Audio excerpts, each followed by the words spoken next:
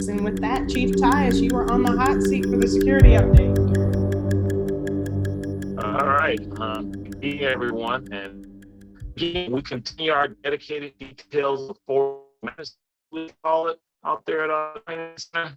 And so just to date, we conducted about 19 details since May 31st, and we are still seeing acts of criminal trespass and vandalism when we're not occupying that space, i.e. concrete being poured in tires. They're placing spikes in the ground and actually putting feces in buckets on top of our gates. In addition to that, any contract go out there being actively harassed. Hey, I'm sorry, guys, but Chief Tyus, on my end, you're breaking up a bit. Can you turn your camera off and then just keep your audio? I just want everybody to be able to hear you well. Okay, I apologize. Can you hear me better now, Marshall? Much better. Yes, okay, sir.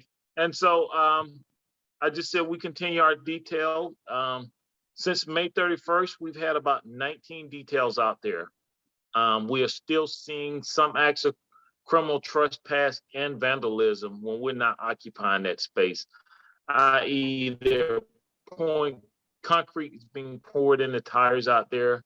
They're actually placing some spikes in the ground, and they even went so far as to put feces in buckets, placing them on top of our gates. Even when we have contractors out there, they're harassing the contractors, whether they were working on the property for us or not. So what we've done as a police department is we're escorting anyone out there, whether they're working on property or whether it's Georgia Power coming out there to work on their equipment, or it's the county coming to maintain that property.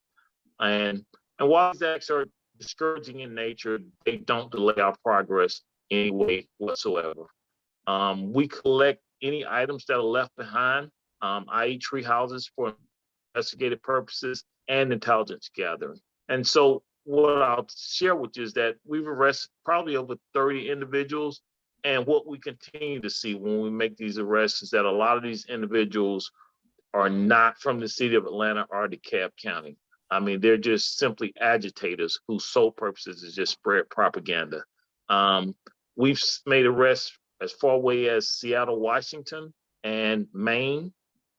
And these individuals have no ties whatsoever to Atlanta, and they don't have a vested interest in that training center. Just a couple of days ago, over at 760 Ralph McGill, which is a Brassfield and Gorey property, somebody went over and spray painted Stop Cop City on the building, and they also poured liquid in their gas tanks. And what that tells us is that they're not coming to our property anymore because we have a robust maintenance plan when we go out there. And so they're just simply trying to anyone associated with building that project. Again, it won't delay us. We're pushing out. We're maintaining that property, but we're also with DeKalb County to make sure the neighboring neighborhoods are not affected by these people out there in any way. We welcome any intel you send us, any information you give us, we act upon it. Any information that you need from us, send me an email. I'll be more than happy to share with you when we are coming on that property, if it's going to be a heavy lift. And I will push those dates out so that you'll be aware of it if we at any time have to close streets. I'll take any questions you all. Thank you very much, Chief Tyus. If there are questions, please raise your hand so you can take the floor.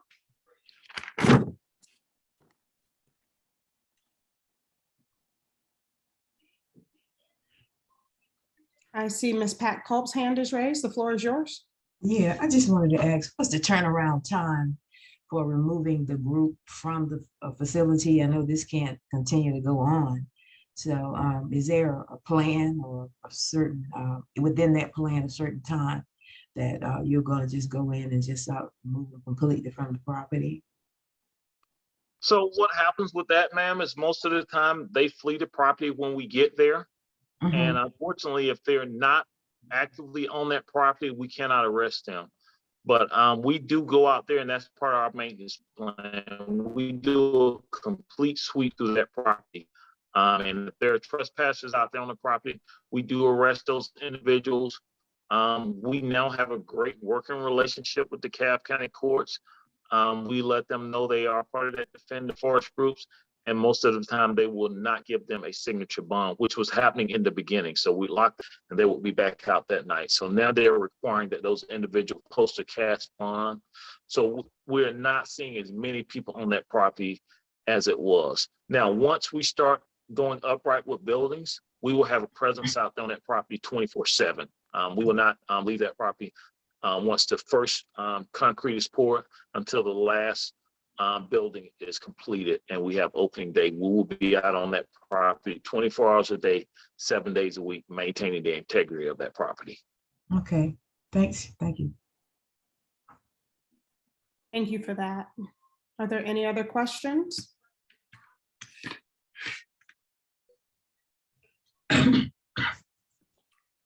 Since I don't see any hands raised, I do have a quick question that I would like to ask. Back, and I can't remember the date, it was when Georgia Power was out at the site and it was being secured during that time. If I remember correctly, there were a couple of tire fires during that time. Is that correct? That is correct, ma'am. And so what was happening was when we're not on the property, they will go out on that property and they will pour flammable liquids in those tires out there. And whenever they see a police present, they will simply run out there and light a couple of those tires. It is simply a distraction and it's simply a nuisance to slow us down. There is a plan in place to rid that property of all those tires out there. And so we are working on a plan now to just get rid of all the tires on the property. It is labor intensive, but we intend to complete that here in the near future.